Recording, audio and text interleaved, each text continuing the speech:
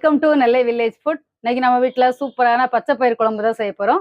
இந்த பச்சை பயிர் குழம்பு ரொம்ப ஈஸியாக செஞ்சலாம், ஆனால் ரொம்ப டேஸ்ட்டாகவும் இருக்கும்.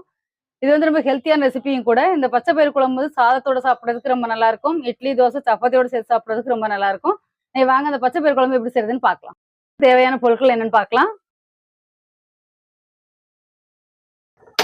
பச்சை பயிர் வந்து முதல்ல வறுத்துடலாம் வாசனை வர அளவுக்கு. நான் வந்து 1 டம்ளர் பச்சை பயிர் எடுத்து வச்சிருக்கிறேன். இது இப்போ நம்ம வாசனை வர அளவுக்கு வறுத்துக்கலாம். பச்சை பயிர் வந்து இப்போ வாசனை வர அளவுக்கு வறுத்தாச்சு. இப்போ நம்ம கழுவிட்டு வேக வச்சிடலாம்.